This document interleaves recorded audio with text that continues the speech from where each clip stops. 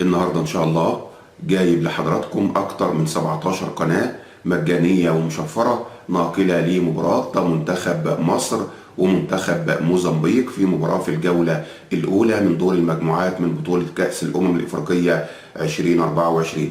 ألا بذكر الله تطمئن القلوب. اللهم صل وسلم وزد وبارك على سيدنا محمد وعلى آله وصحبه أجمعين.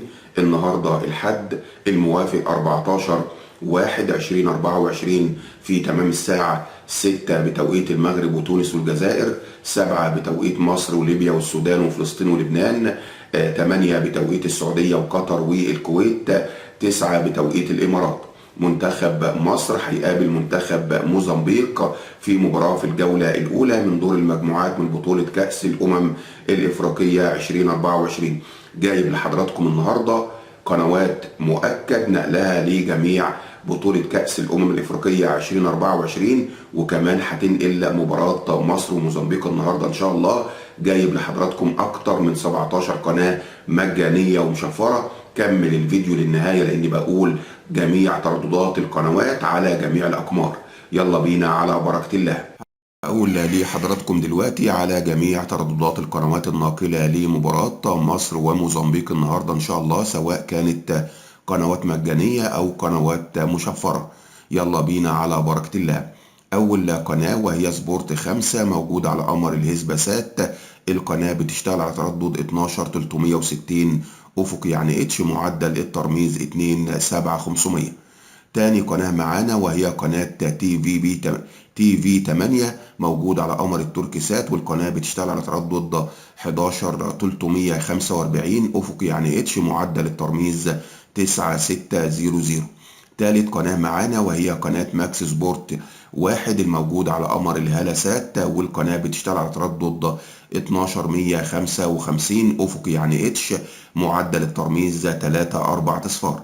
ورابع قناة معانا وهي قناة موجودة على القمر بدر 26 وهي قناة ار تي. القناة بتشتغل على تردد 11995 أفقي، معدل الترميز 27500.